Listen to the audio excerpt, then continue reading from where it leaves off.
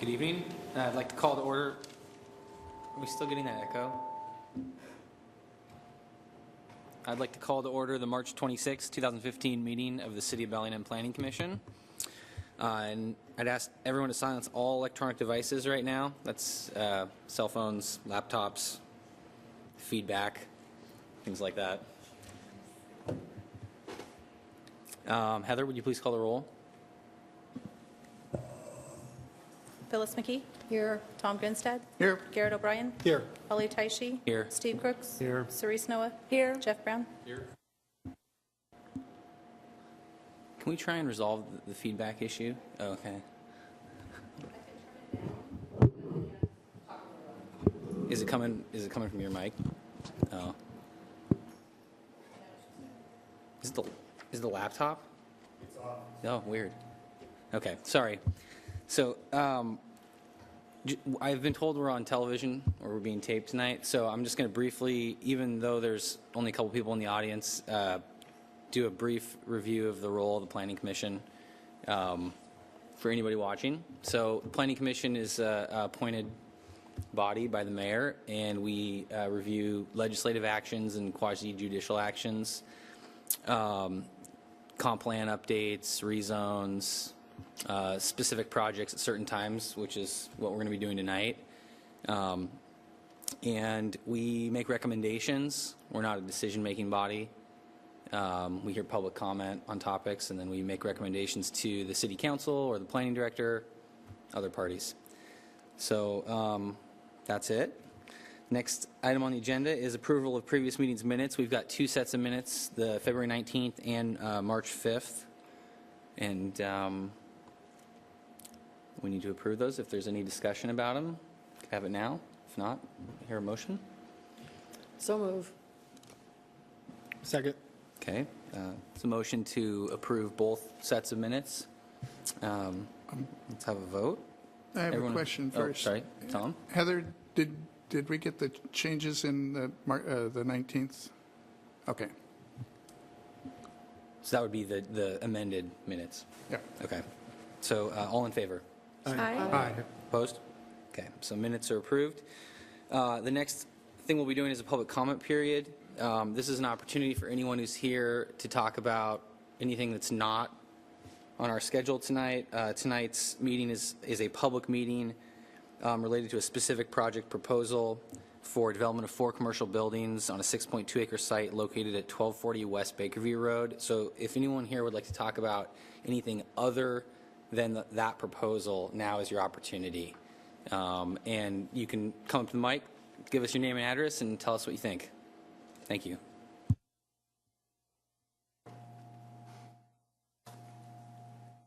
You do it into the mic. Hi, my name is Rob Janicki, and I am with the RJ Group, a local development company. And we have a project that we call Mersey that is located in the Bakerview area, just north of where the new Costco is going to go. It is zoned RMX, a URMX 6 to 10, and is eligible for the infill toolkit application. I brought a concept drawing if you're interested that I can share. I got enough copies for everybody. We've been working on this project since 2007. We were recently annexed into the city in support of doing a regional detention pond, which is shown on the map, as well as some wetland mitigation areas that the city of Bellingham purchased from us for their use. We currently are trying to do a project where we are going to save 35 acres of area and enhance with additional wetland creation in exchange for a 35-acre development project. A couple weeks ago, we met with planning staff in a pre-application meeting. They're very excited about this project. However, the current code does not allow what we would like to propose, and they were discouraged with the process about how they could get there and did not. We're currently at a stage where it doesn't look like we can get to where we want. The designer that I used for this is Bill Krieger with Methuen and Lisa Fulkins. They developed a 100-acre project in West Seattle that this is based off of. It has multiple housing forms. It's exactly what the city of Bellingham wants. It's unfortunate that the process and the current code does not allow us to do what makes common sense. So that's my 3-minute speech. Thank you, Rob. Thank you.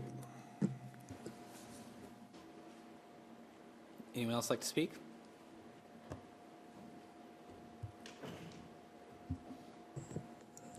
My name is Carrie Veldman. I'm a project manager with the RJ Group, and I wanted to just speak a little bit about the project that we're proposing to the city. And the project that's in front of you does have a lot of different infill housing types. We would be proposing to do a natural drainage system, smaller streets.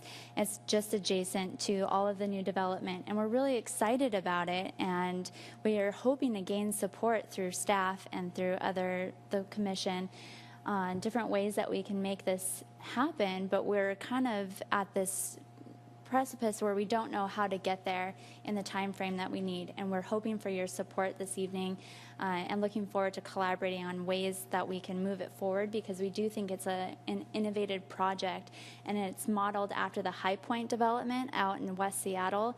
And if you've been there, it's a great project. I've had the opportunity to tour it, and it has such awesome amenities, and the people who live there, both subsidized housing and market rate housing, love it. There's lots of trails and different types of housing that go through all sorts of income levels, and we think it'd be a really great project for Bellingham, and we have we're seeing that through staff comments, but the code does not allow it, and so we're hoping to figure out how to do it, and we're hoping for your support.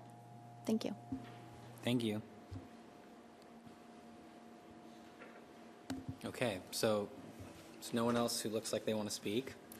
So we will move into our public meeting for the evening, which is on the 4 commercial buildings that we spoke about a moment ago. Before we get started, this is a quasi-judicial matter, so I need to ask several questions to the commission to ensure that there's impartiality in the process. So please, just, you guys only need to speak up if you have an issue with one of these 3 questions. Is there any member of the commission that objects to another member's participation? Is there any member of the commission that has an interest in the property? At this time, I will ask any member of the commission to place on record the substance of any communication that has taken place outside of this hearing related to the project. Okay, with that, I think we can begin. And Steve Sundin, Kurt, do you want to get us started? Thank you, Steve Sundin, Planning Department. Tonight we are performing what's probably most akin to a compliance review for the plan development permit for this particular project. The meeting was called by the prior chair, and so that's why we're here, is to kind of discuss the project and then any peripheral elements that might come up or arise. Want to be clear about what the role is tonight. I think the staff report lays it out pretty clear, but you'll be essentially making recommendations to us or to the planning director on the plan development permit. There's a critical area permit that's being processed simultaneously, but that's done administratively, basically in our office. So we can talk about critical areas, but that decision lies solely with the planning director, and that's ongoing. I feel like the information in the staff report kind of speaks for itself. I feel like everything's, pretty well laid out, and hopefully you've had an opportunity to cruise through it. It's not complicated, but I do want to spend just a little bit of time talking about a couple items that came up, both at the neighborhood meeting, pre-application neighborhood meeting, and also during the public comment period, and you have a lot of those comments you should have all those comments in your packet. By the way, I've also provided you handy-dandy site plan that's a little bit easier to read than the one in the packet. It's not diced up, so we can refer to that if need be. At the neighborhood meeting and a lot of the public comments, we heard really two issues: traffic. Well, actually 4 issues. I was going to say traffic, that's 3. And 4 would be the buffering of the residential uses that lie to the north. There's a single-family subdivision that lies directly north of the property. In terms of traffic, the things I'd want you to know are that the project has received a temporary certificate of transportation concurrency, and that big mouthful of words means that the project has been deemed to, or I should say the abutting arterials in the vicinity have been deemed to have adequate capacity to handle the additional vehicle trips that this project generates. I would also add that the transportation impact study that was done by the applicant's consultant identified several measures that will be implemented as part of this proposal, and those are located in the SEPA DNS that we've provided, and that's in Exhibit C on page 15, and we can talk through those later if necessary. The project, and I guess I would say that the project intends to contribute to future improvements, their pro rata share for areas that were deemed in the transportation impact study to be necessary as future development in the area occurs. And of course, there are street improvements that are required by virtue of code, actually, and those are capacity and efficiency improvements. And if you look on your site plan, along the southern portion of the property, there's a additional westbound right-hand turn slip lane onto Arctic that goes north. So that'll provide some additional turning movement efficiency. And then also Arctic Avenue will be improved basically across the frontage of the property on the west side of the property, east side of Arctic Avenue, with curb gutter, sidewalks, bike lane. And those will be able to provide a multimodal efficiency also. One of the other things that came up, and we'll talk about this later, but there is a requirement for the proposal to provide joint access in the southeast corner with the abutting property.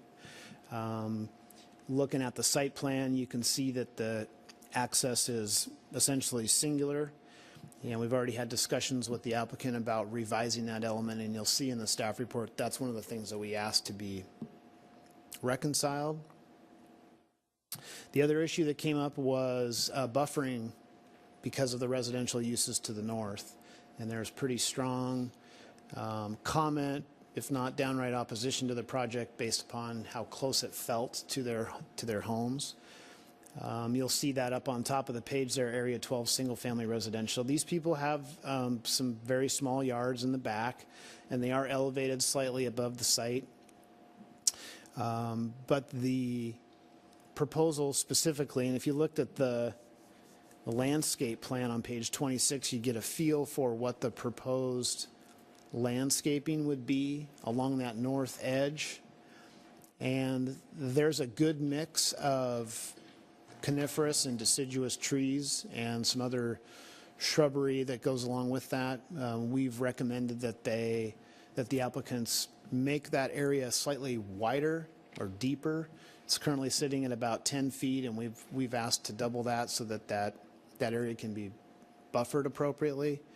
And I would also add that the 20-foot notion across the north side of that property really is consistent with a couple other projects that have a similar circumstance, most notably just east of Aldrich Road, where the new Bioplasma Center is, and Woodby Island Bank. We asked for 20 feet there also to provide buffer. That back part of the property hasn't been developed yet, so that requirement hasn't been implemented, but at least you know it's consistent with what we've done elsewhere. So the joint access and the additional buffer area along the north are the two things that we've asked for revisions to before we would move towards approval. We can talk about those, of course, and we'll talk about anything else. I would end by saying, aside from those two things, we feel like the proposal meets all of the other requirements, provides its necessary traffic improvements, includes mitigation through SEPA for contributions to other projects or agreement to join in discussions, most notably for the new northbound off-ramp on the east side of the freeway. And you'd see that in the SEPA decision. So with that, I'll stop. The applicant's going to speak now and talk about some of the elements of the proposal, and then we may have public comment, but we'll definitely have some discussion. That's all for now. Thanks.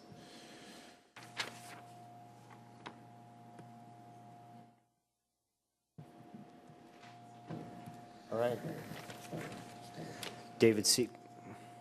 Is this on? Check, check. Okay. David Siegel with Mead and Hunt. I'm representing the project manager.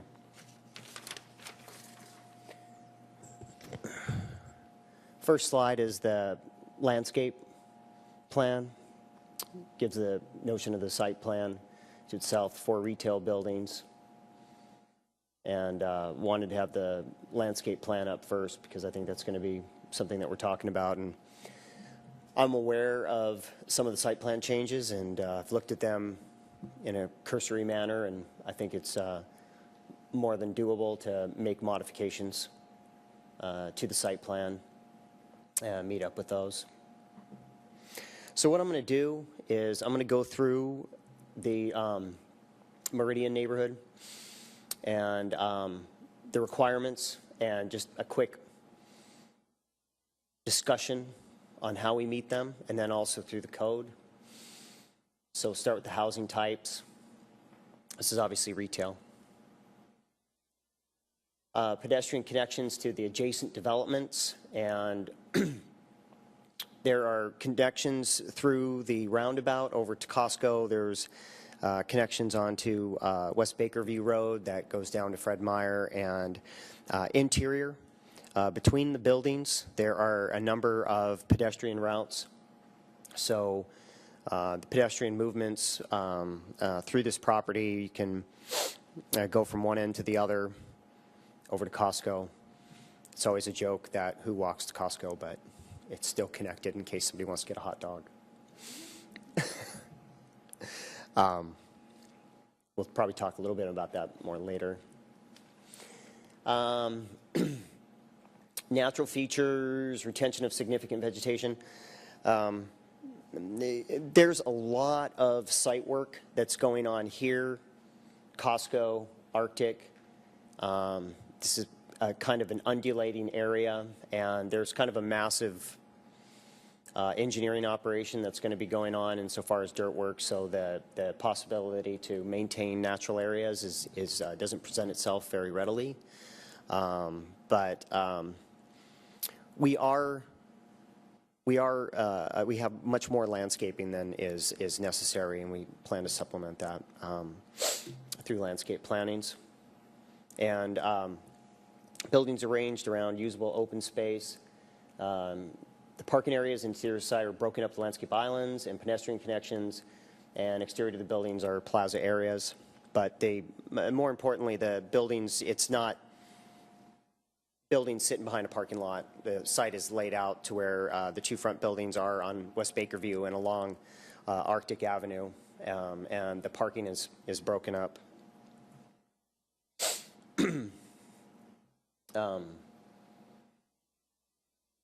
We have extra wide sidewalks provided entrance to the buildings, plaza seating area for the small restaurant, and once again the parking field is broken up by landscaping and pedestrian connections.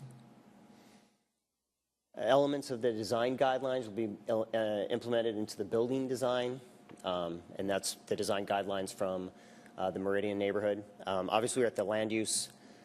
There's not a specific design review aspect to this, so we haven't gone through very detailed elevations, but through the building permit process, we'll adhere to the design elements. Buildings are situated within the development to provide pedestrian orientation while maintaining vehicle access. Open space is provided in the form of plazas. And 0 setbacks on public streets or interior service roads. Couldn't situate the buildings right up to the road there was a number of reasons. We do have, some of our end users have drive-throughs, and because of that had to configure them in the site appropriately, but we do maintain a pedestrian connection from the right-of-way.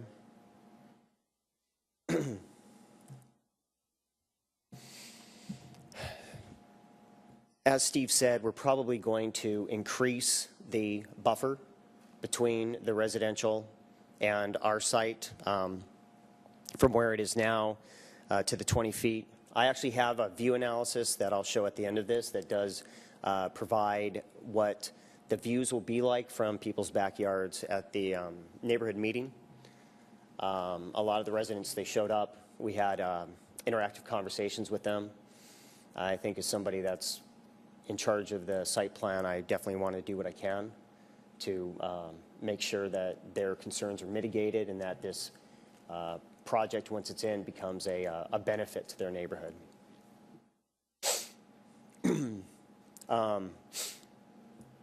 We don't have multi-use buildings here on this site.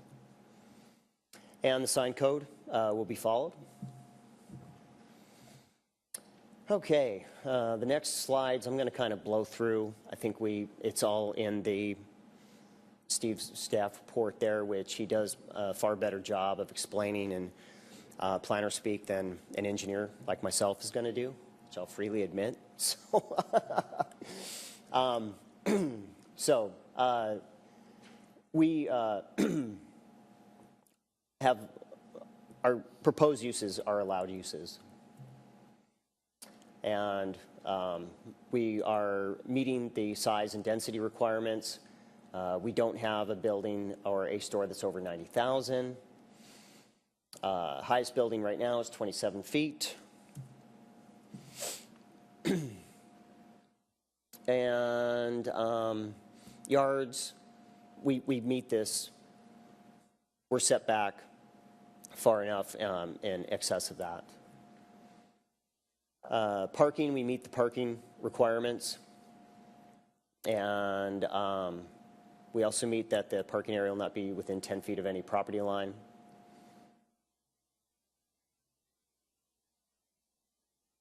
Site plan shows all the parking. Loading areas are set back from the property line. Right now it's at 35 feet. It will increase to 45 feet.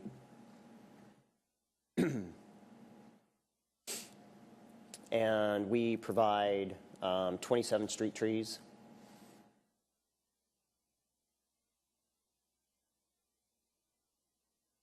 Comply with the yards and open spaces. We don't have multifamily dwellings. Parking, we comply with that. We have 302 parking spaces, 31 trees, and 181 trees are provided. Once again, we're providing a lot more landscaping. One of the elements that is going to be a part of this site design is LID features. So we're going to be using some of the landscape areas for bioretention and rain gardens. So that helps us from a stormwater standpoint. Okay.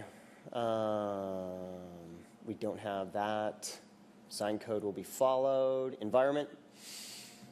Site stormwater system will comply with the City of Bellingham stormwater requirements, and we use elements of LID.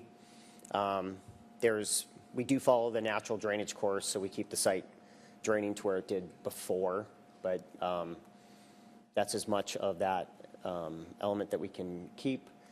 We're in compliance with the comprehensive plan. I gave an analysis of how we meet the Meridian neighborhood plan. Streets, utilities, and access, A, B, and C. All frontages are improved per the approved TIA. Obviously, There's elements along West Bakerview and Arctic that are part of this development. They're part of the Costco development. They're part of the overall TIA for the area. We're providing them. Water and sewer is per the City of Bellingham's comprehensive plan insofar as it's detailed within this area, which means we're providing the necessary infrastructure, and same thing with storm.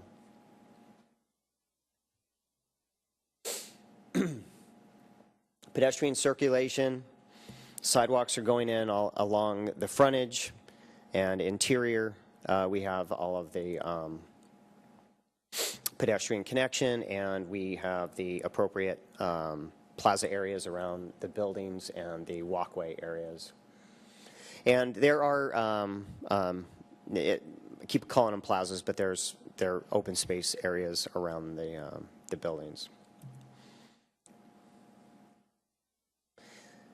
And we are in compliance with access, or by the time we are done, we will be insofar as the shared curb cut at the southeast corner. We're going to find a way to do that. We can modify our site plan, may be able to do something with the neighbor, but that would require them to play along. If not, the intent of the shared drive would be we can still get that accomplished. All right, that is it for that, and I am now going to get to the cool part. Okay, so here is a view analysis, which is from the people's backyards. And this is view 01. Let me go back. So 1 and 2 are kind of bookending what the backyard would look like there. There's a wetland area there that's going to remain in place. So that's representing some of the trees within the wetlands. And then also, as you get further back, our own plantings, which are going to be conifers and deciduous. And the time of growth of the plants is at some point in the future. Another view. And here's kind of an aerial view of what it'll look like. So we plan to supplement what will remain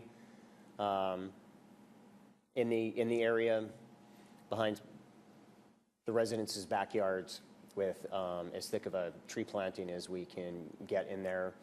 And we're going to use trees of a larger size than is the minimum required.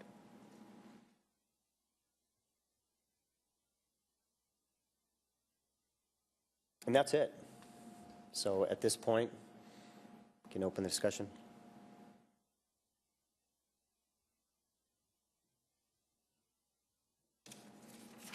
If anyone has any questions for the applicant, we could ask him now, and then we could maybe move on to staff after that.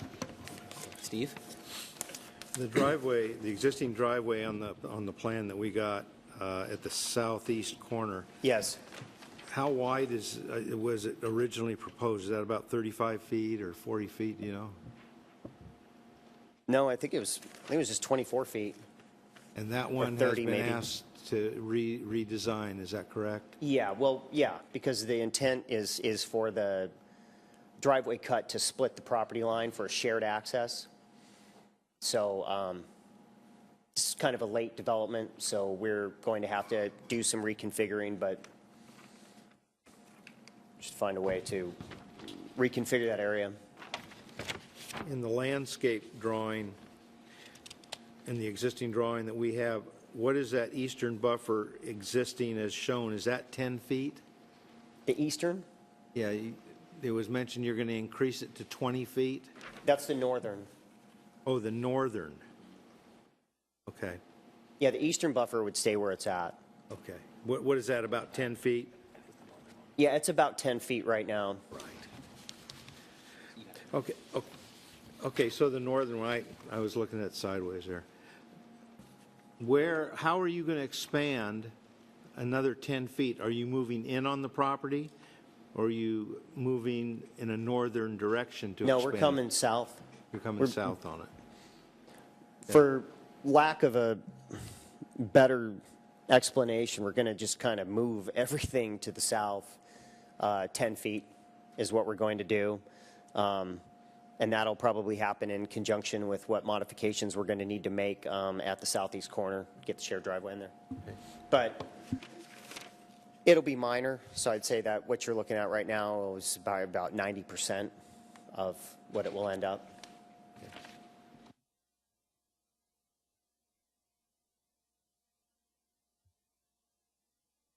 Anybody else? Okay.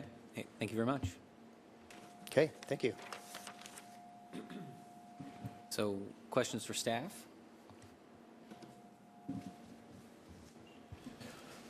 Eric? I have a question on the critical areas permit, just the process for the wetland mitigation. Can you just tell us a little bit more about how that works with the Lummies property and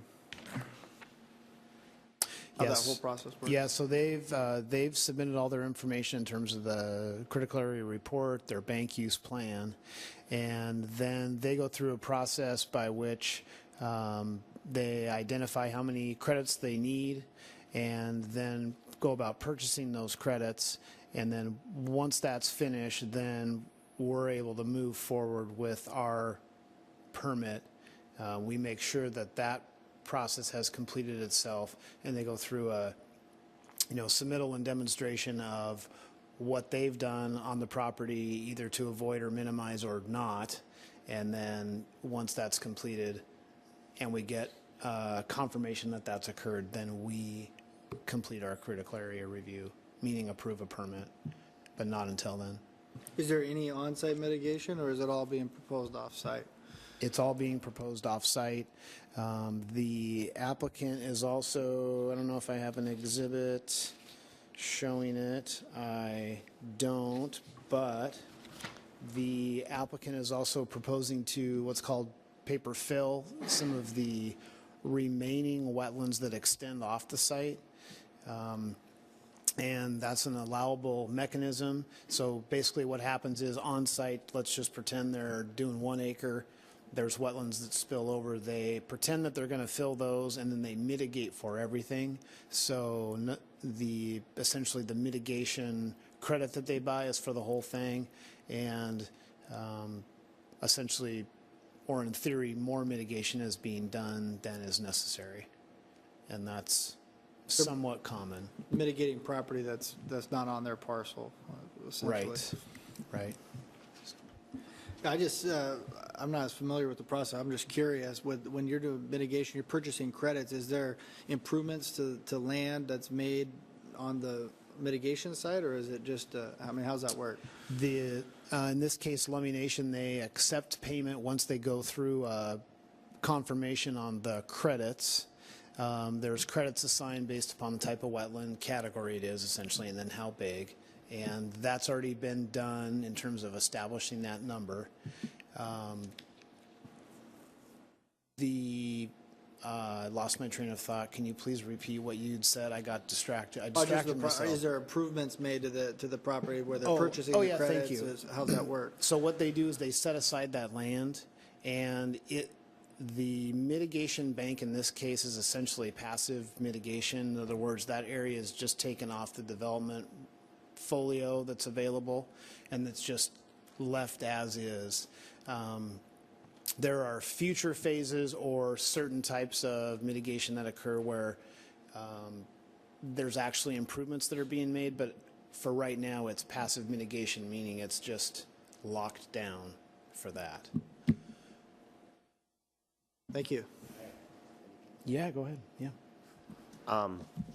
And one other thing, so the Lummi Bank is approved by Ecology, so our state Department of Ecology creates a service area, and it has a physical geographic boundary, and they say that anything within this, any wetland impacts within this geographic area are approved for the mitigation at the mitigation bank. It's kind of the way that it works. Interesting. Thank you. And just one, I'm sorry, just one more little bit, tiny bit of detail. I did bring a wetland map, and so the filled acreage is 1.03. There's an additional 0.19 acreage of paper fill, essentially. So then they go out and buy credits for that total amount, even though they're not actually filling that. And that's how you get sort of the incremental gain or additional area. Steve?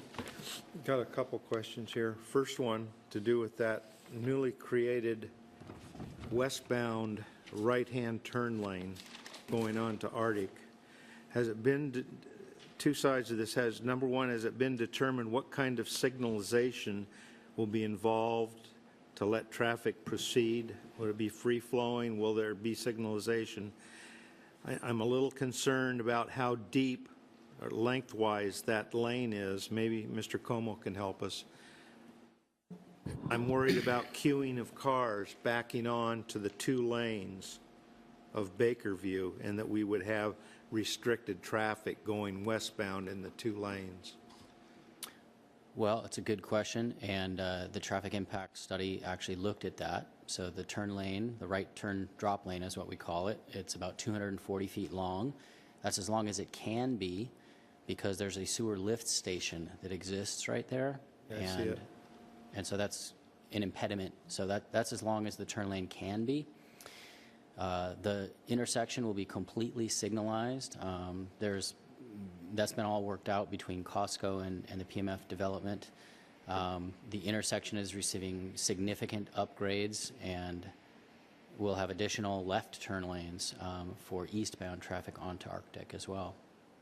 You don't see any problem with that queuing and blocking westbound traffic in the through two lanes? Well, I can't say that there's never going to be an issue there, but what we look at is the average condition, and the traffic studies showed that it would work. Okay. Okay, next question I have is on signage, and you kind of glossed over this quickly.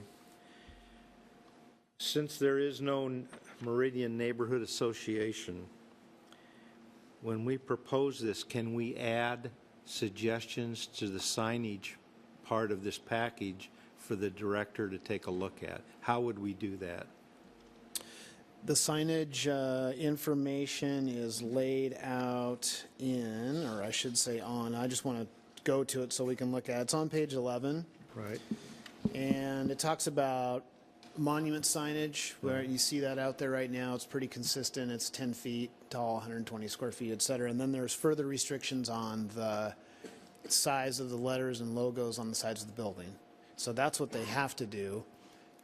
So if you had something additional, then you are free to make that recommendation, and it would be a body recommendation. Do a motion? In that regard, Would yes. we have to make a motion on that? Okay. When would be the appropriate time to bring that up? Can I add one? I'm sorry. Yeah. Can I add one additional thing, and that is the Fred Meyer store is under the same requirements, and so if you can picture in your mind what that looks like and how that appears on the building, that's under the same regulatory realm. My problem lies with A-frame signs out on the sidewalk around town, and I would rather not see them here. I have flags and banners that are all over the city that are totally uncontrolled and being placed in right-of-ways throughout the city, especially on the Guide Meridian. We have electrical and battery wind-driven inflatable characters flopping around. And we also, let's see. Oh, we got a number of human beings standing on the sidewalk waving signs at people as they drive by. And I would like to personally add that to this signage element, that those be restricted. Now, as to how we do that, I don't know. Open up for discussion, but I would like to start that, prohibit those uses for that type of advertising and signage in this particular project. Kurt? Sure, if I could add to it, the planned designation, the planned commercial designation also has some specific language regarding signage, and one of those things, it's actually on page 6 of your staff report. Number 8 talks about all signage must be an integral coordinated part of a sign design plan for the entire complex. So the planning director does have the ability to modify some of the standards within the plan designation. So if the planning commission so chose to make a recommendation on signage, you have that ability to do that.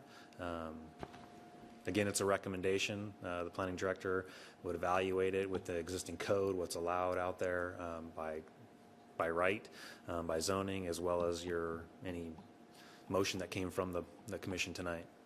Appreciate that comment, because that's important for us to know that he has that option. Steve, we could talk this out now or kind of go through everyone's comments. Throw it out for discussion, if we can do that. Jeff? When Tom and I first came on the commission 4 years ago, one of the first things we dealt with was the sign, that particular issue. My recollection from that is that, one issue is the development standards versus when something goes in versus what some tenant 5 years from now is going to go out and do, unbeknownst to anybody else. And it turned out it was essentially a code enforcement issue. And I remember we digested that a bit, and Kurt may remember, but my understanding was there was going to be an accelerated code enforcement plan for Meridian in particular and for some of those. But we hashed this out for an entire meeting. And it might be useful to hear about what's happened since that meeting, because that specifically dealt with that neighborhood and how to deal with that problem. Sure. Well, I think what you're referring to is we had I think a gentleman came and made some comments, some public comments at the beginning of it that talked about the Meridian Street. Oh, was it you? Old Steve, before he came on the commission, huh? Sorry, I must have forgotten. I had slides, I had pictures. Yeah, I crawled along the grass hiding, taking pictures. I hope you're impressed that I remember the topic. Wonderful. Made an impression there. That's great. I'm impressed. So one of the things that we do every year is we look at our work program and define our work program of what we need to evaluate. We have certain things that are required by code, such as our comprehensive plan, so we obviously have to do that. There are other things that come forward, such as rezone applications. We've got our daily workload that we do, such as processing applications like this. And then when we have leftover, either we get directive from the administration, or whether it's from the city council, the mayor, or just internal changes that we need to do to our code. So we have to look at all of those and we evaluate all of those. Looking at a sign code is would take a very lengthy, lots of staff resources, lots of time. So we have to weigh that of all of the other works that we have to do and how that fits into our overall staffing levels and resources. So at this point, we do know that there have been some expressed concerns about signage throughout, not only on Meridian Street, throughout the city over the time. So it's something that we haven't forgot. It's on our kind of list of holding of things that need to be done. But when it comes down to it, we really have to prioritize things. And at this point, the signage has not been a priority because of our other larger issues that we have to deal with. May not be what you want to hear, but it's something that we definitely know about. It's identified. We just haven't had the ability to resource it at this point. So just a follow-up on that, from what I remember, doing a citywide sign code and going through that process admittedly is big, but I seem to recall there was something about how existing code doesn't allow a lot of those things that were the issues that are on city right-of-ways, and that it really was a code enforcement issue. It was a matter of having your enforcement officer going out and pulling the signs or doing whatever. Is that mistaken? No, you're correct, generally correct. Especially, let's talk about A-frame signs. Off-premise signs typically is what those are. They're located in the right-of-way. They're not on property. They don't come through and get a sign permit or a building permit. So those types of signs generally are not legal, but we are a complaint-driven. That's how we deal with complaints. When we do get complaints, we investigate them and we go through that process. So one of the concerns that we have is if we were just to go out and look at just one section of the area of Meridian Street, well, then we're looking at a fairness capacity. And if you're not on Meridian and you're over on Cordata, you know, and all of those people have all of those signs. And so really when you're dealing with signs, it's, we believe it's much better to take a look at it at a larger scale to avoid some of those, well, you're picking on me and you're just trying to derail my business because of the signs, and the folks on the other street don't have to worry about it this time. So that's why we stick to that complaint-driven enforcement with voluntary compliance. So complain more. I guess that's the only answer. I know Fred Myers, they have, what do they have, about 10 of them flapping on Bakerview and other signs. It's a problem, and I think it's worse than what a lot of people want to admit. It looks like hell coming into town, and my thoughts were if we can stop it here and put something here in addition to with this signage, recommend the director put it in, it might be a start. Sure. And that's my primary thinking on it. So, in general, those types of signs are prohibited in the right-of-way because they're off premises? Correct. Okay. And they would be not permitted because they're in addition to the allowable signage, square footage per building frontage, so they can't put them on their own property because that exceeds what they already have up there that's been permitted as far as allowed signage You're on the suggesting building. more than just reiterating what the current rules are, which would be to say they're prohibited in the right-of-way. You're suggesting a further restriction that would not allow them on the site themselves, essentially? Well, I'd have to agree, that, you know, I probably can't do it against this specific property.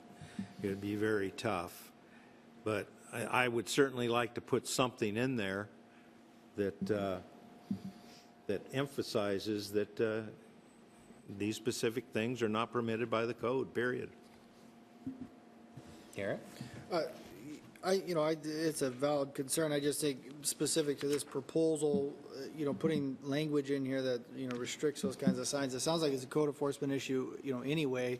I think Jeff, says it's, lots of times it's the tenants, and I just don't see a haircutting establishment diving into this document and to see if it's, frowned upon. So I just don't know how applicable it would be to this specific proposal. Steve? Well, it would be applicable by the businesses that are going in. They would be given a heads up. And just another quick question. When you see these 4 buildings, is the intent that one proprietor be in each building by itself, or they're not going to be subdivided into many retail shops, are they, or has that been discussed?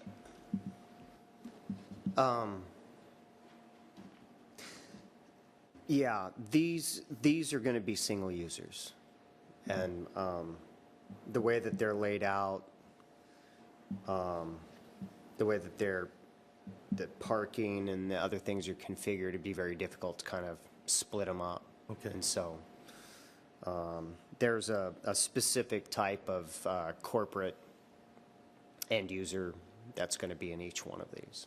Okay. It is reasonable to include additional language that speaks to something akin to additional signage on the site is not allowed beyond what's currently provided in code. What's provided in code is what you get, and any signage beyond that is not permissible. Well, it's up to the director to strike or accept that language, is it not?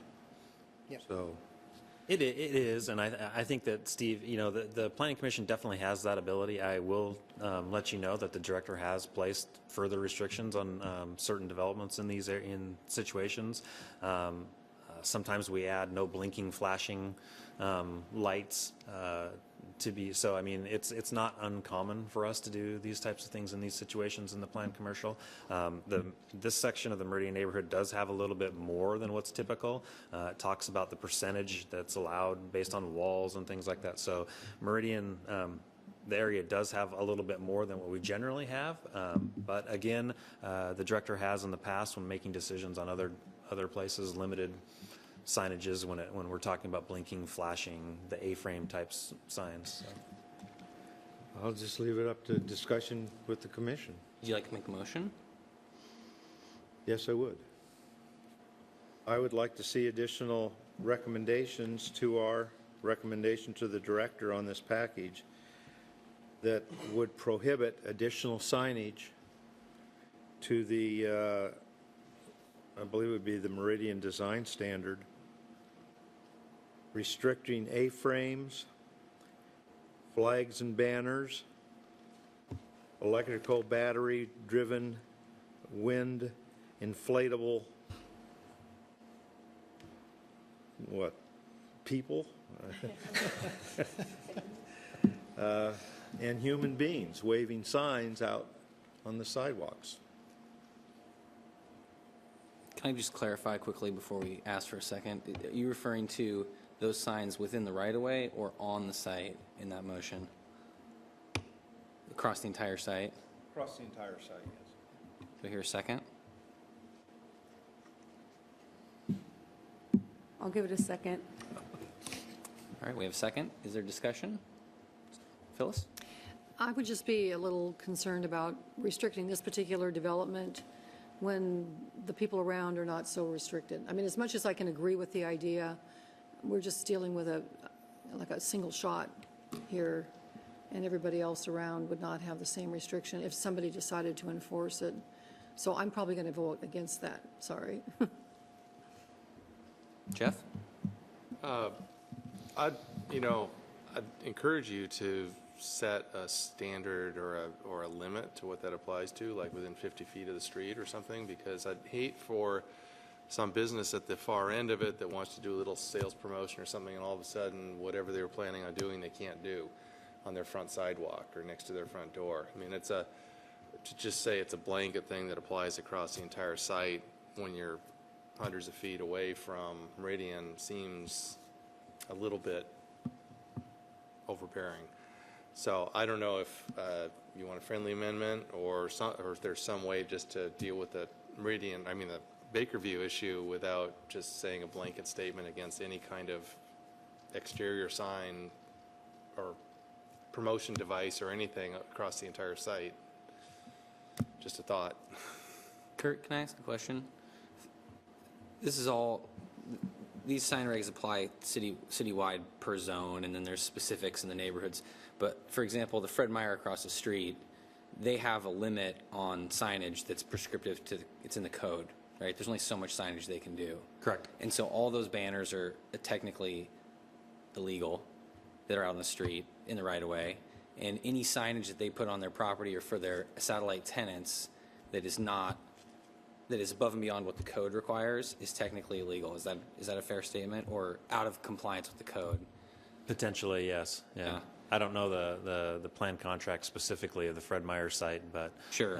But even aside from the plan contract, there's just a baseline limit. Correct. Yeah. On what they can do. Correct. So I just have a suggestion. It's one way to address the issue that Jeff brought up, but also yours, because it's very specific in nature to sign types. I'd like to make a motion to amend your motion that we just include language that says no signage beyond what is allowed per code is permitted at this location. And that effectively, and that's my motion. And if there's a second. Second. I can talk about why. Thank you. And the reason I say that is because that doesn't discriminate against the neighbor. It's just saying, it's basically, but it does add one more layer of teeth for the city if there is an enforcement action, because they're can not only just enforce on the regular code, but they can say your plan permit says it too. And at the same time, if someone complains about Fred Meyer, the city can go to them and say, well, you're out of compliance with the general rules too. Because I think all the things, correct me if I'm wrong, city staff, but I think all the things that were specific in there are prohibited anyway. I'd agree You know what I with mean? that. I'd agree with that. So I'm okay, because I'm concerned about the discriminatory issues too, Phyllis raised, but maybe that's a way, pardon me, to get around it. And I'd be curious if there's any other discussion on that. I would agree with that, in that I think that it just points it out and brings it up, so then the director can look at it and staff can look at it, and we're having this conversation. And so I feel like there's a lot of progress just made by that alone. So I would agree that that's a good way to go. In light of your amendment, I'd like to withdraw my original motion, because I feel that your amendment basically speaks to exactly what I said. So I'm going to withdraw mine, if that's proper. I'm not sure if that's, I think we have to vote On the amendment? On the amendment, and if the amendment alters your proposal, or the motion entirely, then it just kind of supersedes it. Because my motion was effectively to replace it. And I'd also think that might speak to the issue Jeff raised, which is that still allows the tenant to go do like a sidewalk sign sale or like a banner sale, because I believe the city code permits like special signage for events and things like that. Grand opening. Yeah, like, or at least I feel like it gives them the same playing field as the neighbors. It just makes it more, kind of more apparent that we're concerned about the issue. Anyway, No, I'm going to support your amendment. is there any discussion on that? All right, let's vote. All those in favor, signify by saying aye. Aye. Aye. Opposed? Okay, that passes. So I think that supersedes the original motion. And when we discuss our main recommendation, it's just going to be assumed that that recommendation is contained within, along with, I think, a few other topics that we need to provide specific feedback to staff on as when we get through this. So, Good idea. so did you have further questions? Actually, you know what? I'd like to ask if anyone else has questions, and then Steve, if you have more, if we could come back around just to make sure we move through. Jeff, do you have some comments? I have a big one. A common theme in the comments was, I guess, not so much issues with the specific site design and this project in particular, but with the difference between site-specific and cumulative impacts, both for traffic and for, in the cases of resources, environmental. And I guess it might be useful if you could kind of run through a little bit about that, because I know you've done the traffic concurrency and there are those things specific to this, but I think there's an underlying upsetness, no, what's the word? That people are not particularly thrilled about the Bakerview situation. And I guess if you can kind of run through sort of how you deal with deciding this is concurrent and this is okay versus what the cumulative impacts of all the surrounding developments hitting at the same time and how that's all going to work with Bakerview. I think that was really what was coming through on the comments, to me at least.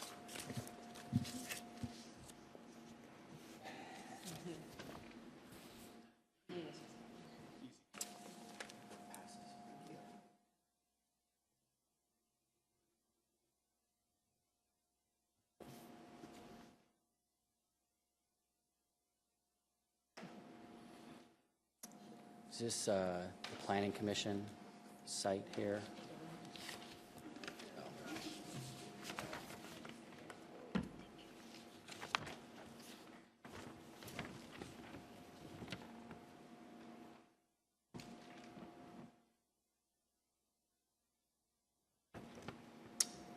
Okay, so I've loaded up a map on the screen here, and I'm going to use the cursor to kind of scroll around. And I'm going to give you a hopefully brief but comprehensive kind of explanation of what's going on in the corridor and other things that are happening in relation not just to this project but in this part of the city. So I'm going to start way back in the 70s, and that's when this interchange was built. The overpass over I-5 was basically in the 70s. After the Growth Management Act was passed in 1990, there was a whole lot of annexation that happened in the north part of the city up here. In the mid-90s, the city of Bellingham took on the task of improving West Bakerview Road to what you see today, 5 lanes. That was a $12 million project. It included putting new sewer and water utilities under the street. Because that was such an expensive project, a local improvement district had to be formed on either side of the street to have the properties help pay for the utilities they were being hooked up to. At some point during the development review and the project, the City Council, and I'm sure the Planning Commission weighed in on this as well, they rezoned the property on West Bakerview from what it was, residential, to commercial and industrial to help offset the cost to individual property owners to help pay for the LID. So the zoning has been in place since the mid-1990s to allow all of the development that's currently happening out there. And so what you see happening today is simply a result of market demand finally catching up with what the land use enablement has been for a very long time. So all the stuff that you see here in red are projects that have been very recently constructed or are currently in our development review pipeline. You heard at the beginning of the meeting tonight from the Mercy subdivision developers, and they're right here on the north side of Mahogany Street, Mahogany Avenue. That's something that we're going to be building in the year 2016. Costco and PMF, by association, is going to be building this street right here, north-south from Bakerview up to Mahogany, and that's part of their development requirements. The City of Bellingham has looked at all of these projects. Every single one of them has had to go through concurrency evaluation. Every single one of them that you see in red has had to do a traffic study. Every single one of them has had to do street frontage improvements where they weren't made already. Some of them are contributing to off-site improvements, such as the PMF shopping centers. We'll be helping with the Mahogany Avenue construction here. And like I said, Costco and PMF are jointly building Arctic Avenue here. This is millions of dollars we're talking about in street construction. One of the things to think about out here is that even though annexation happened, there was never any infrastructure put in here. So none of this area has been served by streets. The Growth Management Act says we need to provide the infrastructure necessary to serve development as it occurs. That's exactly what we're doing. That's what concurrency is all about. When we review these things for concurrency, what we're actually measuring is the infrastructure adequate to serve the level of development that's happening? In this case, the answer is yes. And right now, the way our system works is there is enough transportation capacity. It's not just automobiles, it's sidewalks, bike lanes. Transit service is available out here, and these new streets are going to provide a tremendous amount of new capacity. They're all going to have sidewalks. They're all going to have bike lanes. The developers are having to improve Pacific Highway from here all the way across their property frontage. In addition to that, the City of Bellingham is actually working with the State of Washington right now on what's called an interchange justification report. It's a lot of words. We call it an IJR for short. That's for the Bakerview interchange. But just 2 years ago, we spent $3.5 million on this overpass from the Fred Meyer driveway all the way over to Bennett Drive to add a westbound lane, and we added a sidewalk on the north side of the overpass. It's working much better than it was. It doesn't mean it's perfect, and it's certainly not the ultimate fix. The point of the interchange justification report is to look at a number of alternatives to do a bunch of analysis. It's going to take a year or more working with the state and the Federal Highway Administration, who has to approve of any break in the limited access of Interstate 5. We're proposing a new northbound on-ramp here shown in yellow on the east side of the freeway. People might be wondering why the existing northbound on-ramp is on the west side, or some people would say wrong side of the freeway. There's a bunch of history there. Back when the interchange was built, people were thinking that West Maplewood, right here, would be the direct conduit to the freeway. The northbound on-ramp is right here at this intersection. You get on the flyover ramp and it takes you into the northbound lanes of I-5. Well, history didn't play out as planned, and annexations happened. The initial plan was, this was done because the northwest interchange was going to be closed. It didn't happen. We've now constructed a roundabout on either side of the freeway, 2009 and 2012. There's a lot of development proposed out here, but that's because a lot of development is allowed out here. And again, the market is catching up. What you see here in green is an active proposed annexation area. It's 174 acres. There's no action that's been taken on this. We've been telling the people who are proposing this that we really need to get through these studies with the state before we can make any final decisions on what's going to happen out here. It all hinges on transportation improvements and our concerns about the transportation system out here. So I think I've given you enough information to kind of explain generally what's going on out here, but I'm happy to answer any additional questions if you have any. Thanks, Chris. Does anybody have follow-up questions? Garrett? So the Mahogany Avenue, that's proposed for development next year, is what you said? So the Mahogany Avenue connector here goes from Northwest Avenue over to Pacific Highway, and it's a fully funded project. We received about $3.5 million in state and federal grants.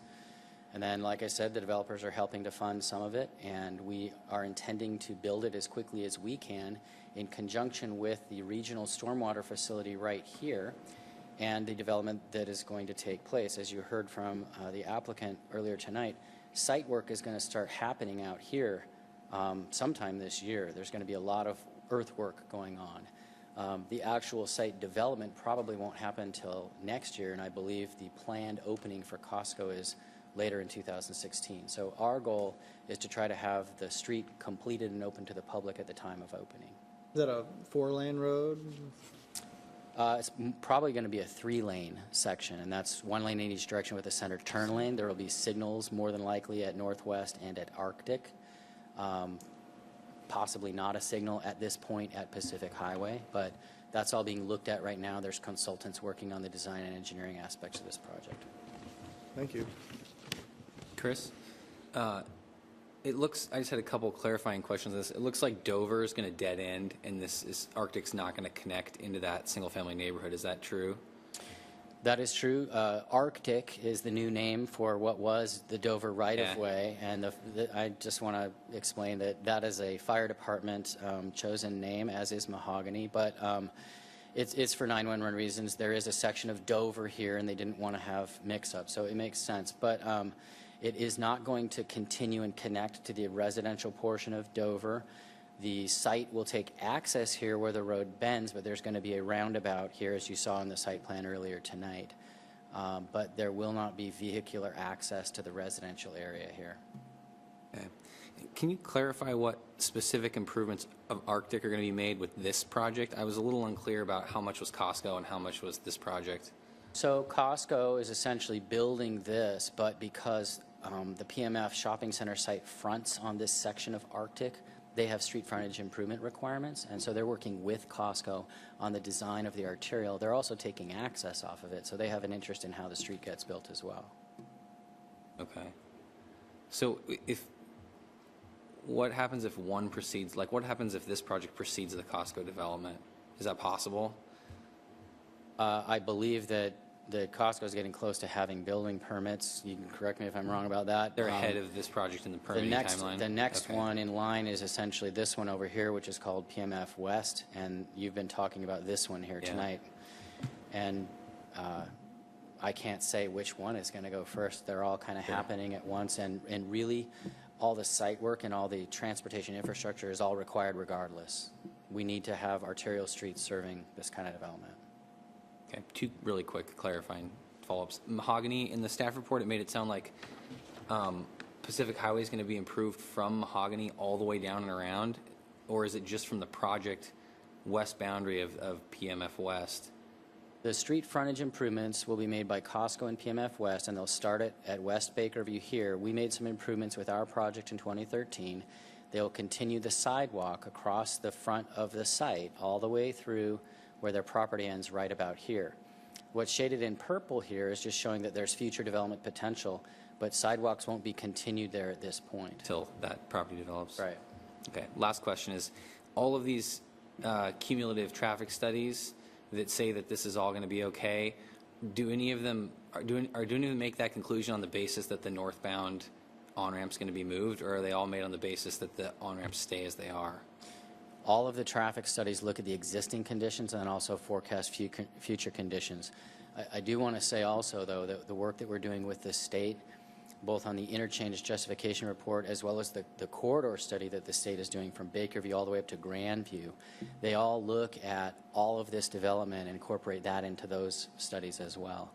So each one of the traffic studies that has been done is cumulative. It builds on the last one that was done. It's considered a pipeline project, so it has to take into account all of the impacts that go before that project. So it assumes all of these have already been made and that those trips are on the system. Okay. So when we look at the PMF East traffic study, it is saying that in addition to everything else that's happening out here, the traffic study is showing that this can function.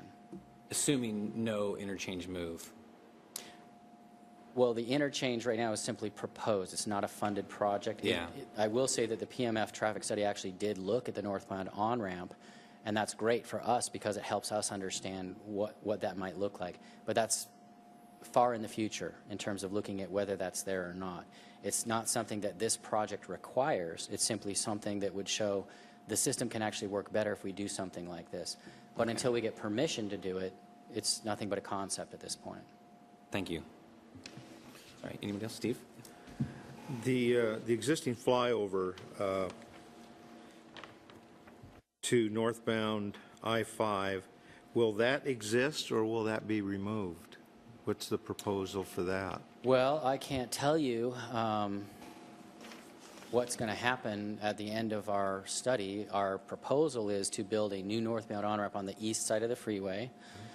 We would say, and we would advocate for keeping the northbound flyover ramp in place, and the reason for that is if we take it away, we simply reverse the problem that exists today with traffic backing up over the overpass.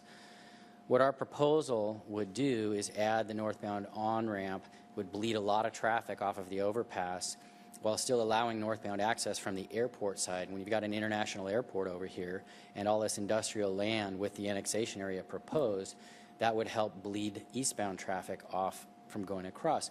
So what you would essentially be doing is buying yourself a lot of capacity and a lot of time to perhaps not have to widen the overpass bridge.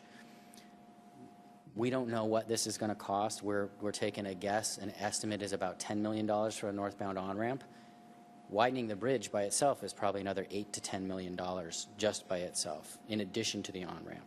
So what we're trying to do is look for very lower cost improvements. When I say lower cost, and that's not a little bit of money, the state's recommendation for the interchange in their 2008 I-5 master plan was for a complete interchange rebuild at a cost of $40 million.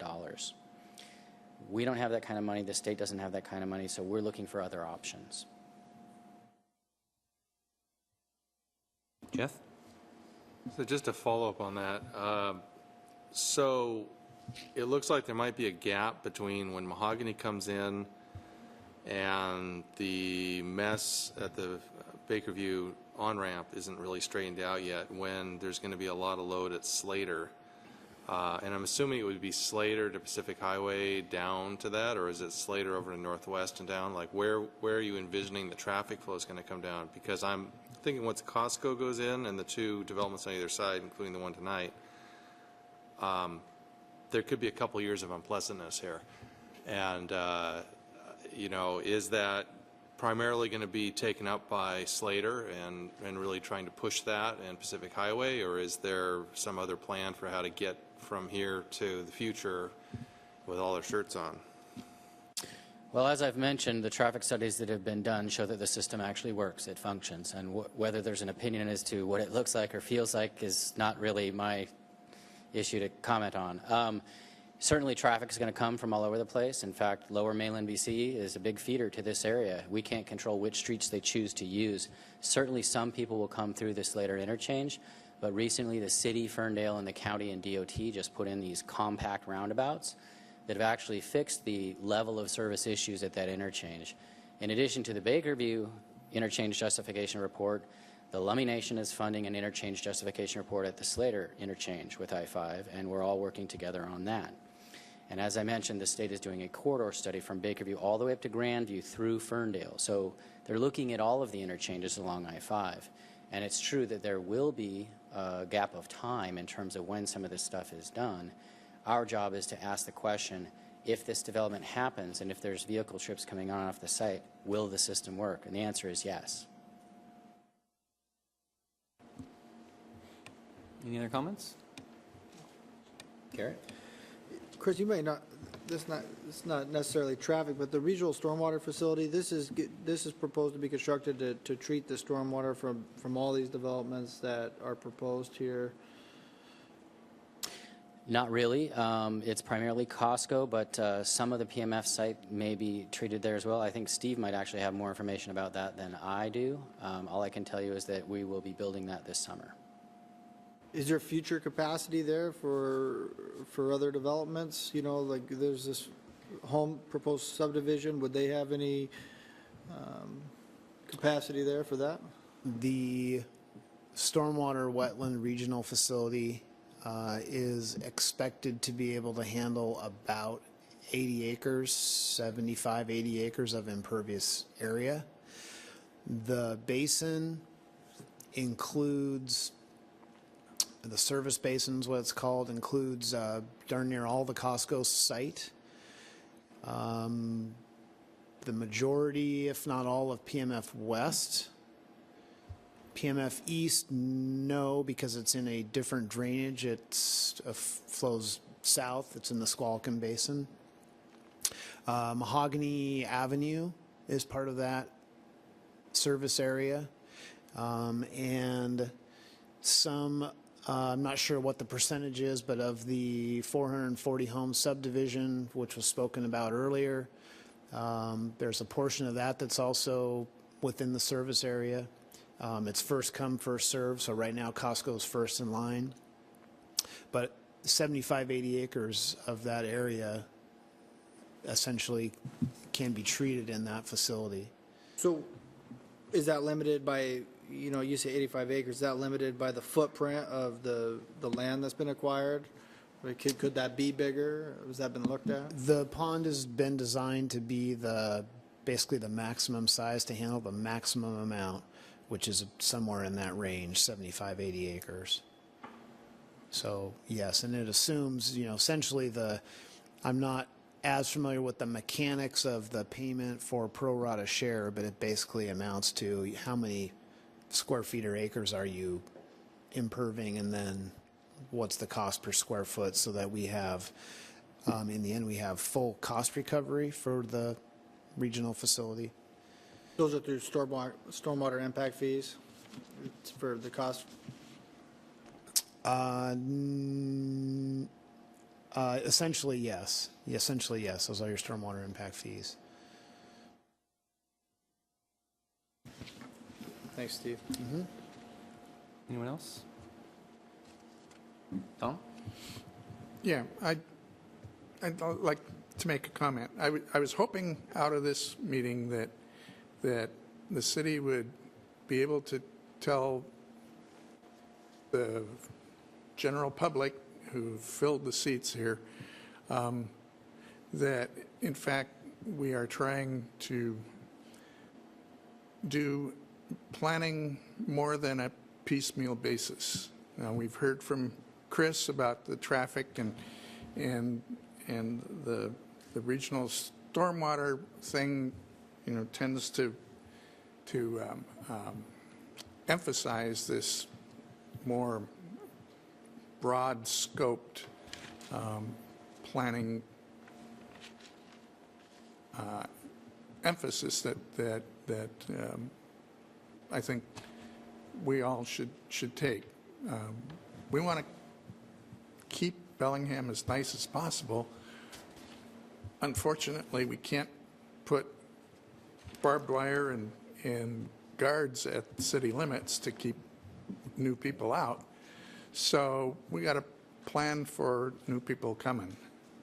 And I guess I want to reiterate that we are not doing this planning by a little bit here and a little bit there. You know, Everett Dirksen, a long time ago, said $1 billion here and $1 billion there, pretty soon you're talking about real money. Well, one car here, one car there, pretty soon you're talking about real traffic, one raindrop here, one raindrop here. You're talking about real stormwater. I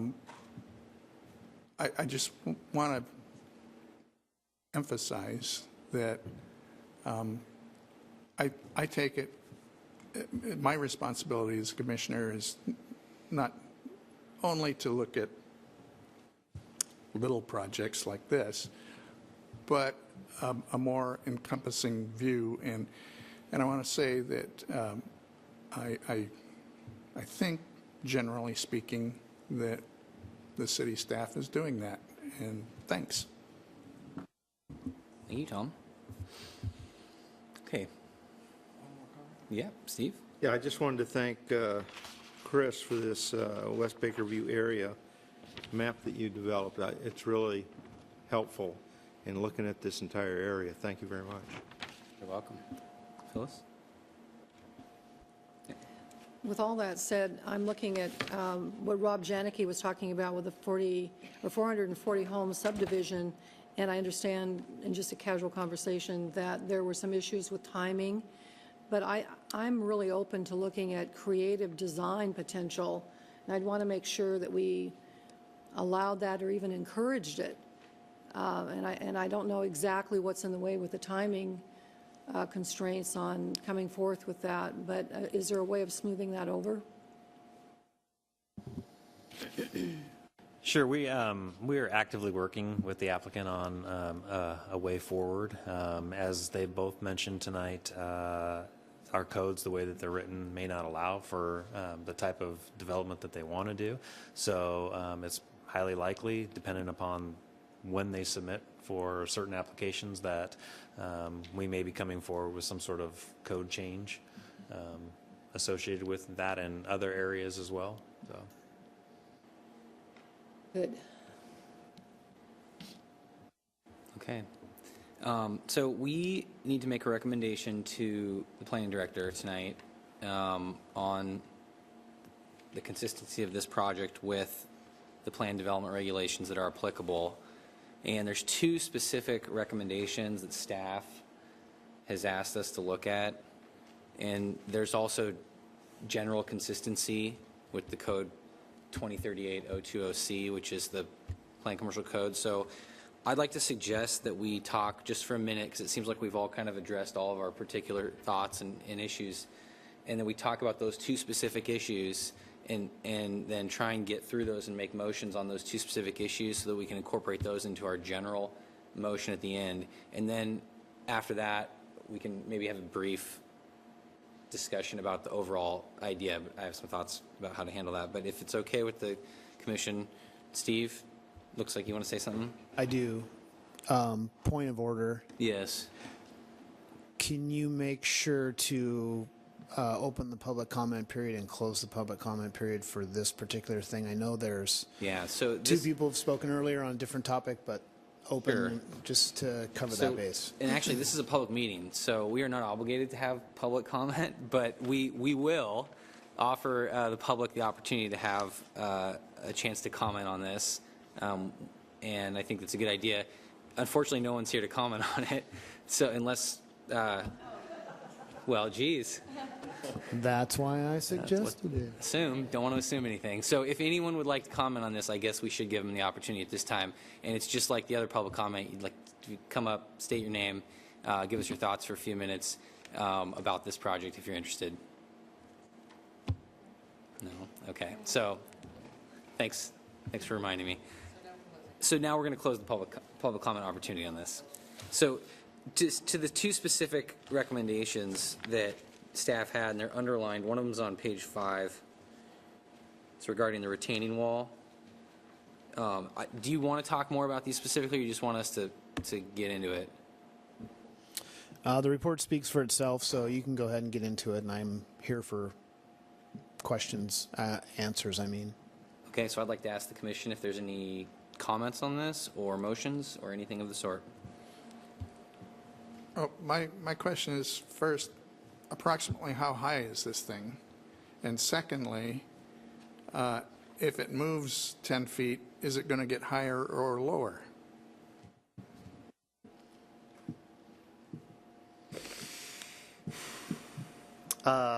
You know, I think it's somewhere about in the 5 to maybe 6 foot range. And if it goes to the south by 10 feet, which gives us more room, which will allow us to spend less money on a wall, it will get lower.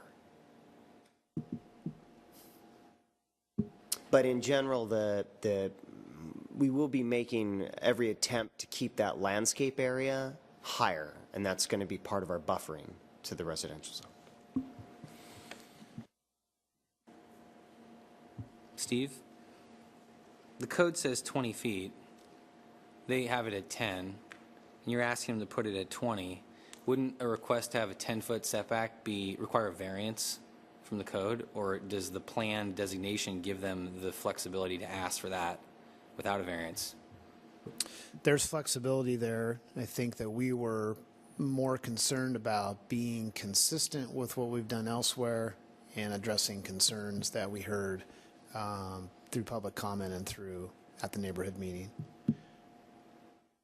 Okay. So they don't need a variance. It's also part of why we asked them to move it south, so we would avoid that. Okay.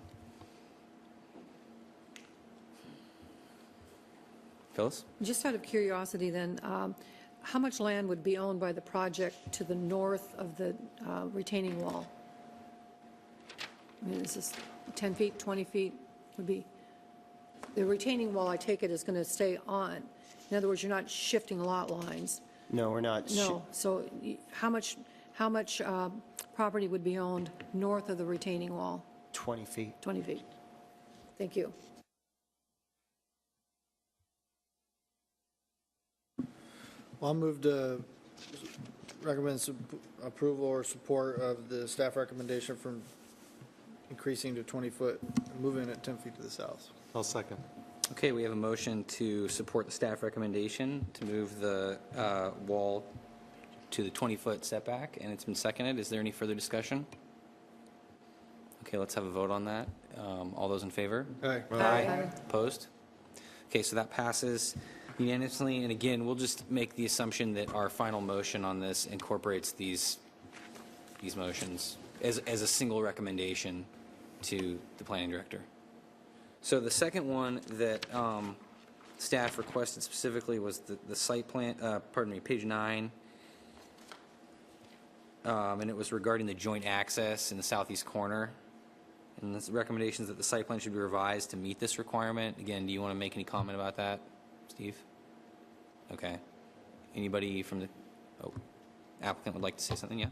Yeah, I just want to make sure that it's clarified that adhering to that will not require off-site easements. So won't be required to gain an easement outside of our property line. So attempt to prepare the infrastructure and access to meet that requirement, but short of getting easements off-site. I don't know how exactly you can word that, but I just want that clarified. Anybody have any comments on that? I have a quick question for Chris. Chris, do you have something to say? Yeah, I just want to remind the commission that the joint access is actually required by the West Bakerview Access Ordinance, which specifies exactly where driveway locations are to be, and it requires shared driveways. So I can't speak to whether an access easement is going to be required, but the joint access is a requirement, and the city would very much request that be done. So it can be used by the adjacent property when whatever development comes in, and the site needs to be planned for that. Is that a joint curb cut or a joint driveway? It is There's a joint difference there. curb cut and driveway, and the access ordinance is very specific, and it takes a director-level decision to amend it.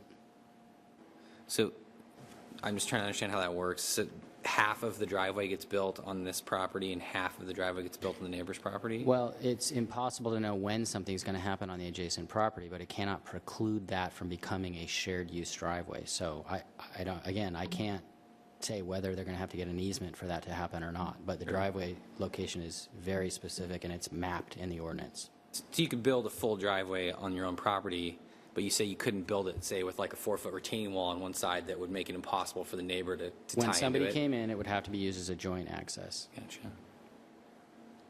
So does that mean that they have to provide an easement to the neighbor since they're first?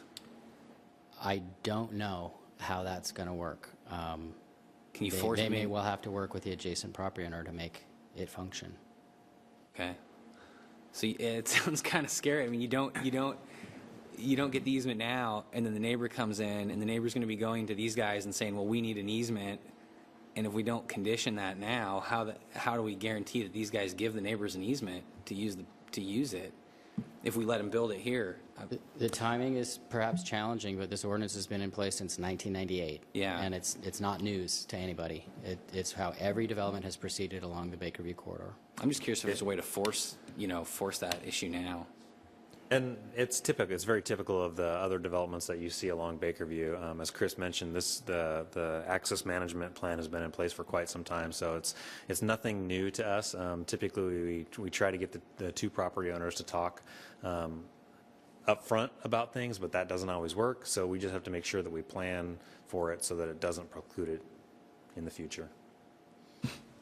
So does this access plan designate how wide the curb cut is, like 20 feet on each side of the property line, or? I think the maximum driveway cut is 30 feet, but I'd have to look at that.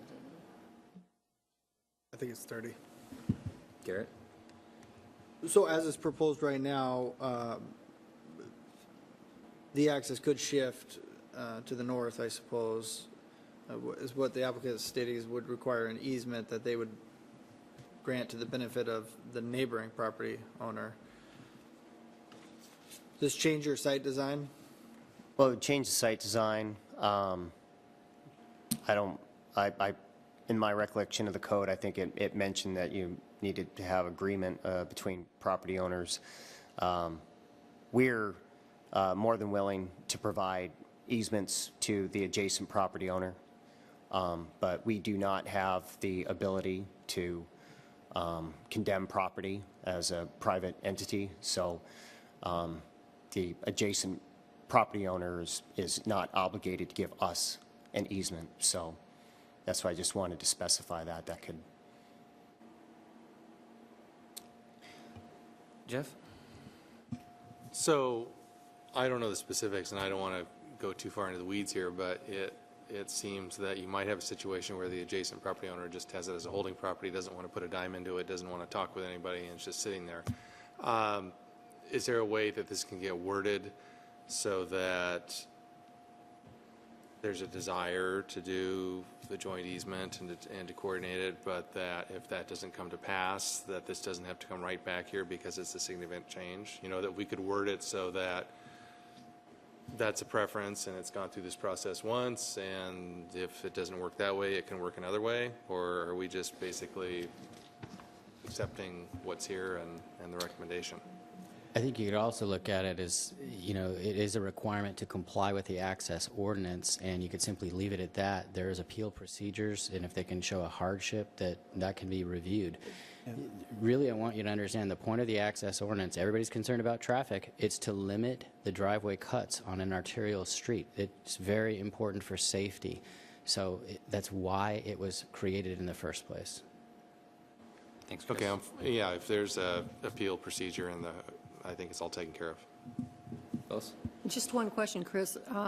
So it's the cut that is the issue, not the entire length of the driveway. So are these people having to just provide the cut that comes through, but they don't have to provide access on the entire driveway once within a certain range of the feet past the cut? Is that correct? Am I understanding that correctly? What we're trying to do is allow access to each property, but to limit the number of driveways. And the way to do that is put the driveway right on the property line, so there's ingress and egress. And that does require the property owners to work together. We don't want 50-foot wide driveways. We want to limit the amount of driveway cut so that one car can go in each direction in and out of the driveway. I guess I'm still not clear. Are you talking about the cut specifically? Or if let's just say it was 100 feet or 100 yards or whatever length of driveway, are they obligated to provide the driveway for the adjacent neighbors, the entire driveway, or just some reasonable access through the cut? Ideally, half of the driveway would be on one piece of property and half on the other. But if they can't get that? Well, then they're going to have to use the appeal procedures in the access ordinance. That's something that's pretty clear. And again, the point is to limit the number of driveways on the arterial street. Can I help? Go ahead, yeah. Would that requirement be satisfied, though, if they put a restrictive, easement or granted an easement prior to construction, stating that they'll grant I think what you're access? hearing from the applicant, and correct me if I'm wrong, is that they're more than willing to work with the adjacent property owner, but they don't have any control over the property owner who doesn't have any development plans at this point. So they may have some difficulty getting an easement on the property where there's no development proposed. They still have to be able to provide access to their site. That's where they would have to go through the ordinance and request, because of some kind of a hardship, that somebody take a look at the situation. And because it's an ordinance, it may come back here, it might be city council. I can't say how far it needs to go. Can I add something to this, just to get down into the weeds, actually? And that's that the applicant and I have already discussed this over a couple different meetings. And so it's conceivable that the access would stay where it is. There's room on the easternmost drive aisle to shift things to the west, such that there is a portion of driveway that goes back, let's just pretend back to the dotted line, halfway back, about 150 feet deep, and that area would be usable at the time the other person to the east comes forward, because we would have the same story for them. We would say, have to provide joint access. Half the driveway has already been provided by PMF East, and now you can provide the other half and design your site plan accordingly. Meanwhile, PMF East still is able to come in off Bakerview, wind up the drive aisle here with ample room. Currently there's 10 feet more than what's required. And so we've talked about shifting that eastern development footprint to the west to create that driveway that can be utilized in the future and still meet the access needs of the site. And that's what you're talking about when you say the site plan should be revised to meet this requirement. Yeah. They need to show you a Yes. different solution. That's right. Not to get even further into the weeds, but what if PMF decides to up and sell, and then the new guy, 10 years, says, well, yeah, we built this nice road here, and we said we'd do it 10 years ago, but now we changed our mind, we don't want to help you.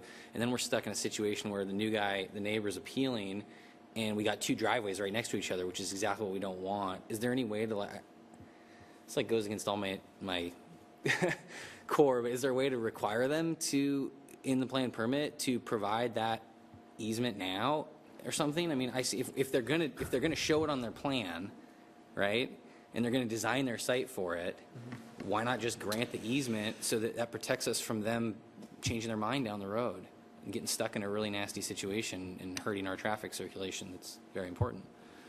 So you're suggesting that PMF would grant an easement up along the eastern strip for the abutting owner? Is that what you're suggesting? If they're going to redesign their driveway and parking lot to do that anyway, why not grant the easement now so it's a done deal and no one has to worry about it in the future? We have permits all the time that require easements to be granted at the time of permit. That's Just seems one- like silly to go through the site redesign and then not lock down the No, easement. from the applicant's standpoint, we would be amenable to granting said easement. We're totally fine with that. Okay with that. We appreciate the code.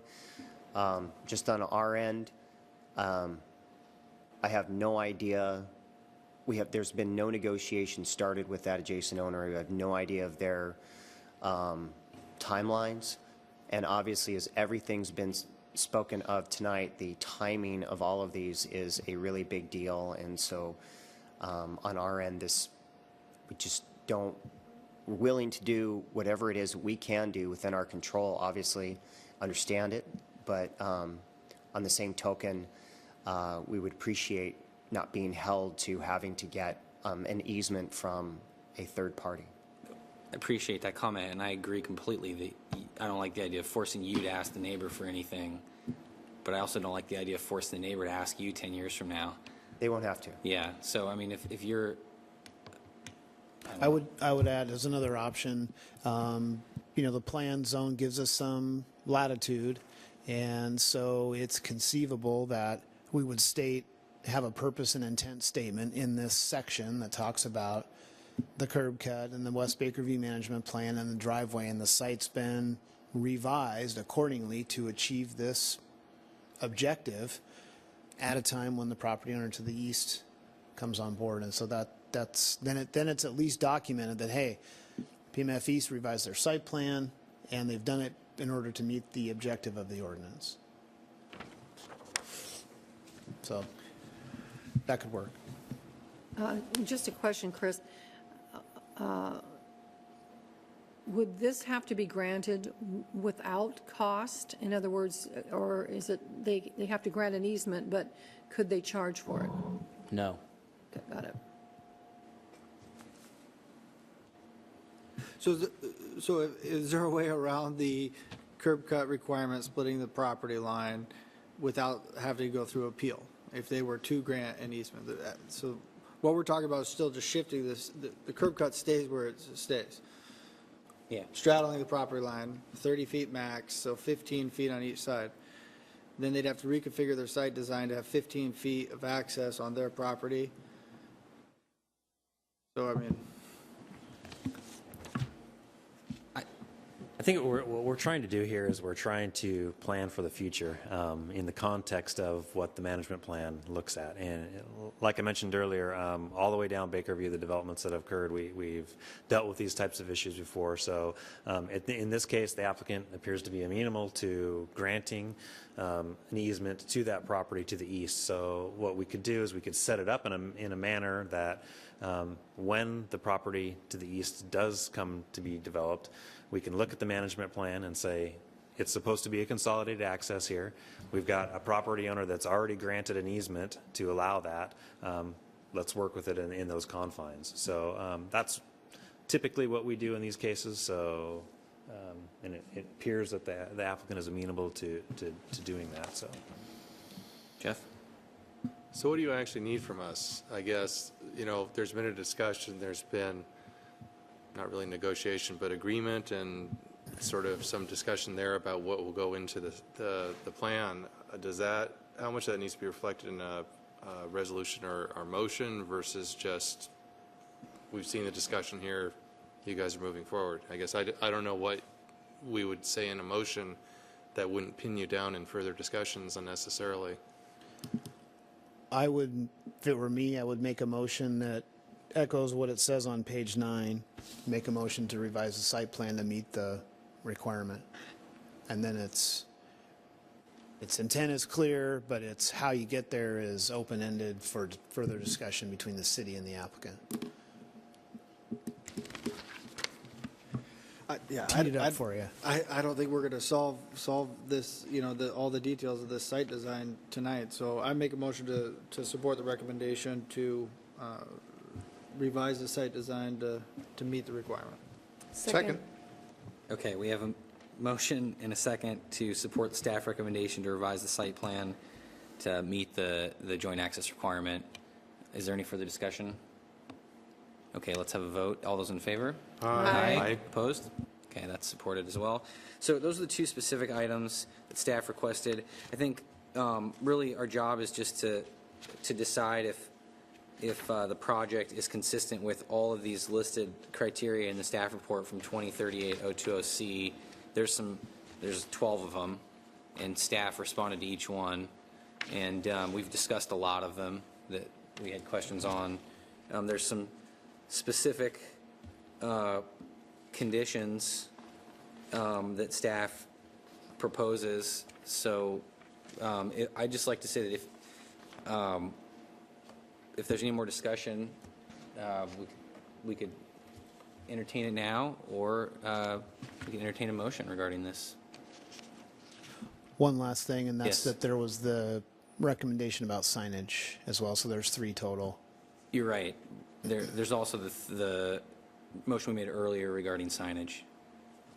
So there's those three specifics, and then our general discussion.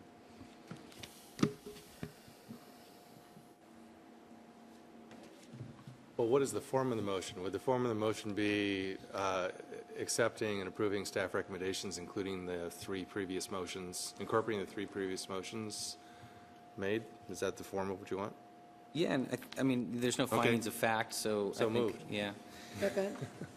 Okay, so we have a motion and a second to, I'm going to repeat this, and you correct me if I'm wrong, to recommend to the director that we should, how do we state this? How do you state this? I'm sorry.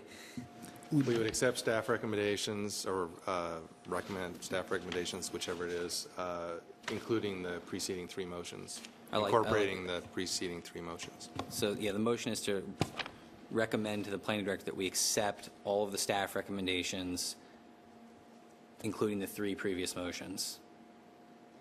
Incorporating the three previous motions. There you go. Thank you. So that is a motion. It's been seconded. Is there any discussion on that?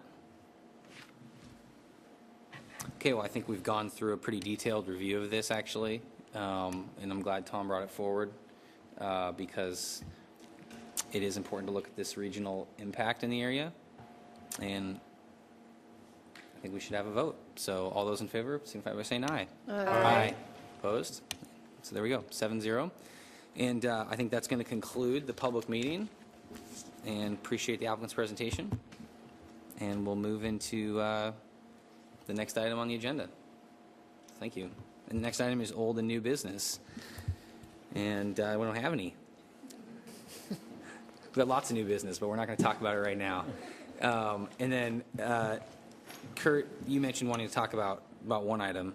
Yeah, I think So is that considered, that's continuing business? We'll call that that? Sure. I think this is mostly just kind of the director's report and maybe reporting back to the whole commission that on February 26th, the subdivision subcommittee, which includes Commissioner Taishi, O'Brien, and Crooks, all attended a subcommittee meeting on that. We worked through, kind of came to a general agreement on the overview or the overarching issues, as well as the process, and we're moving forward with that. We also met about a week and a half after that meeting with our technical advisory group, which was a combination of if you'll recall, we had 4 or 5 different groups, and we took individuals from each of those, brought them all back into one group, and walked through those main issues, topics, and overall process, and they all agreed with them as well. So we're continuing down that road, making good progress on it. I think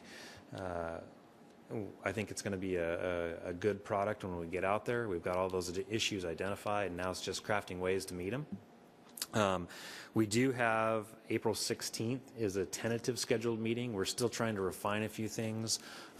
We may or may not come back to you at this time on the 16th, but I just wanted to let you know that it's possible. We've got a few things that we want to work out. We don't want to bring it here if we're not ready.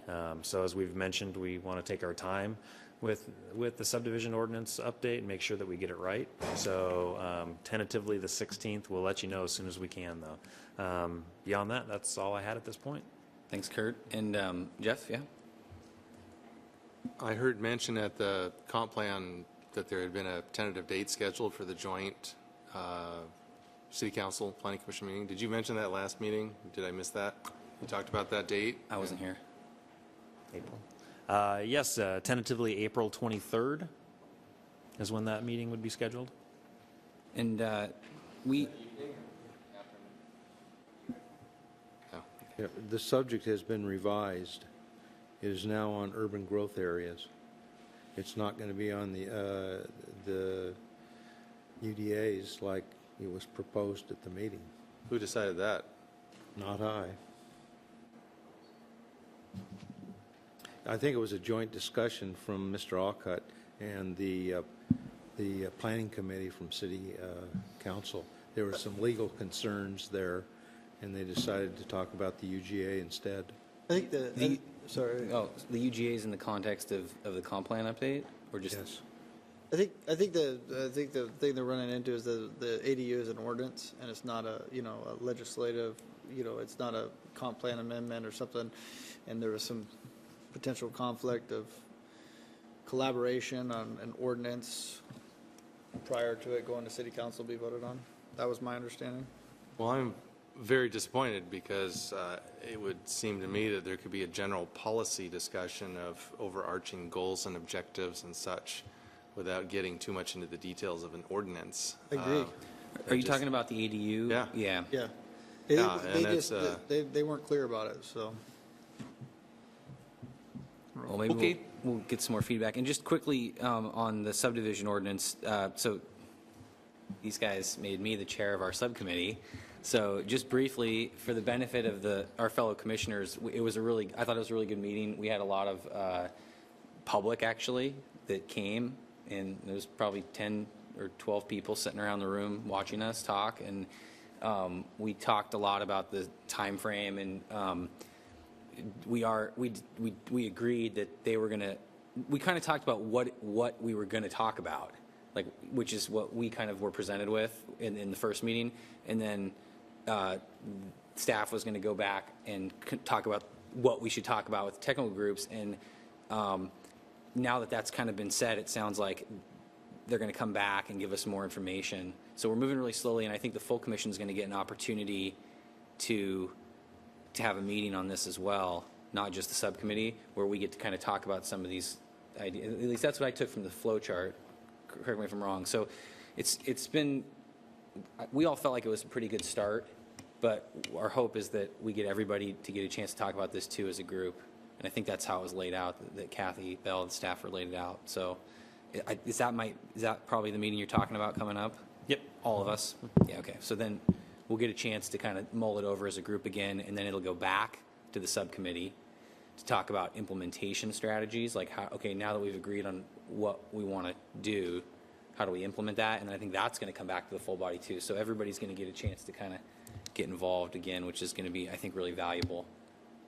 So anyway, just a little bit more info on that, and thank you. And I think that's all, unless anyone has anything else. So, Phyllis? I just wanted to clarify April meetings. The next meeting is the 16th for us, the 23rd and the 30th. Yes, those are the 3 tentative meetings on your schedule. Okay. Going to be busy. Thanks, everybody, and we'll call this meeting to a close.